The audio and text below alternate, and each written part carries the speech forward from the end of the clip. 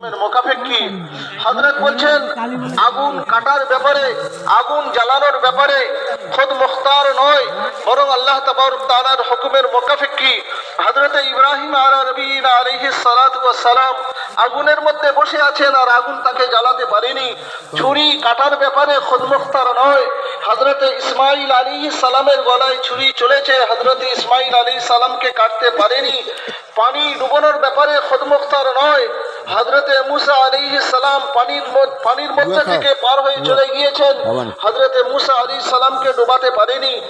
আলা বিন হাদরামী রাদিয়াল্লাহু তাআলা আনহু পানির উপর থেকে পার হয়ে গিয়েছেন, হযরত আলা বিন হাদরামী রাদিয়াল্লাহু তাআলা আনহুকে পানি ডুবাতে পারেনি। হযরত বলছেন মখলুক বড় হোক বা ছোট হোক, তার রূপ যেমনই হোক না কেন, ছোট হোক অথবা বড় হোক, তারা নিজেদের অস্তিত্বের মধ্যে, নিজেদের বাকার মধ্যে লাভ এবং লোকসান পৌঁছানোর ব্যাপারে আল্লাহ জাল্লা জালালুহু আম্মা নওয়ালুহুর হুকুমের মোকাফেক্ষী। হযরত বলছেন মখলুক সে বড় হোক বা ছোট হোক, এটাকে বিস্তারিত করতে গিয়ে যে হযরতে জিবরাইল একজন বড় মখলুক, একটা পিপিলিকা একটা ছোট মখলুক, কোহে হিমালয় পাহাড় একটা বড় মখলুক, আর একটা পাথর একটা ছোট মখলুক, আসমান একটা বড় মখলুক, একটা পাতা একটা ছোট মখলুক। আল্লাহ জাল্লা জালালুহু আম্মা নওয়ালুহু তিনি খালেক। হযরত বলছেন মখলুকের দিকে লক্ষ্য করে এরা বড় ছোট হতে পারে, কিন্তু আল্লাহ তাবারক তাআলার দিক থেকে লক্ষ্য করে সব মখলুকই ছোট। হযরত বলছেন আল্লাহ জাল্লা জালালুহু আম্মা নওয়ালুহুর আমরে কুন সমস্ত মখলুকের ব্যাপারে একই ক্ষমতা এবং শক্তি রাখে। যে আল্লাহ নিজের আমরে কুনের দ্বারায় একটা গাছের পাতা ফেলছেন, ওই আমরে কুন আসমানকে উপর থেকে ফেলার জন্য যথেষ্ট। হযরত বলছেন মখলুক, হযরত মাওলানা ইউসুফ রাহমাতুল্লাহ আলাইহির হাওয়ালে দিয়ে বলছেন দুই ধরনের চাহাত রয়েছে, একটা মখলুকের চাহাত আর আরেকটা হচ্ছে খালেকের চাহাত। মখলুকের চাহাত ইয়ে তলবে উজুদ হতে পারে নাও হতে পারে, কিন্তু আল্লাহ জাল্লা জালালুহু আম্মা নওয়ালুহু যেটা চেয়ে নেবেন সেটা হয়েই যাবে, তার মধ্যে কোনো ধরনের তাখাল্লুফ নাই। আল্লাহ চাইবে আর হবে, এটা হবে না, এটা কখনো হবে না। যে জিনিস আল্লাহ চেয়ে নেবে সেই জিনিস আল্লাহ তাআলা করে দেখিয়ে দেবেন।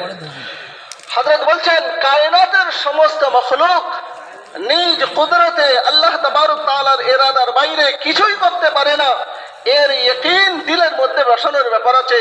হযরত বলছেন আমরা যে সকলের দ্বারাই ভীত এবং সন্ত্রস্ত, সেই সকলের দ্বারাই সেই সকল তাকে ভয় দেখাচ্ছে এবং ডরাচ্ছে। বলতে গিয়ে বলছেন যে ব্যবসার দ্বারাই জড়িয়ে আছে আর ব্যবসার খৌফ যার দিলে বসে আছে সে ব্যবসা থেকে ভীত। যে চাকরিতে জড়িয়ে আছে আর চাকরির দ্বারাই সে প্রভাবিত, চাকরি তাকে ভয় দেখাচ্ছে। এইরকম ভাবে যে ডিপার্টমেন্টে আছে আর যার দ্বারাই প্রভাবিত হয়ে আছে সেই সকল তাকে ভয় দেখাচ্ছে, যার কারণে সে আল্লাহ তাবারক তাআলার হুকুমের উপরে উঠতে পারছে না।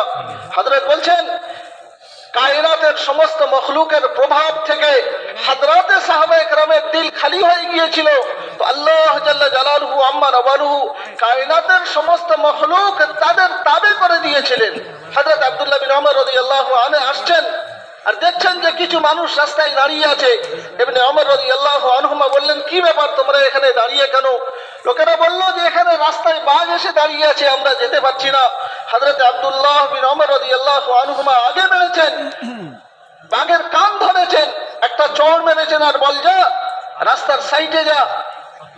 আল্লাহ রসুলের সাহাবাদের রাস্তা তুই আটকে রেখেছিস, মানুষের রাস্তা তুই আটকে রেখেছিস। হযরত সফিনা রাদিয়াল্লাহু তাআলা আনহু সফরে ছিলেন, রাস্তা হারিয়ে ফেলেছেন, দেখলেন একটা বাঘ আসছে। হযরত সফিনা রাদিয়াল্লাহু আনহু ওই বাঘকে উদ্দেশ্য করে বলল যে আমি আল্লাহ রসুল সাল্লাল্লাহু আলাইহি ওয়াসাল্লামের গোলাম, আমি রাস্তা হারিয়ে ফেলেছি, আমার সাথীদের পর্যন্ত তুমি পৌঁছে দাও। বাঘ লেজ হেলাতে হেলাতে হযরত সফিনা রাদিয়াল্লাহু আনহুকে তার সাথীদের কাছে পৌঁছে দিয়েছেন।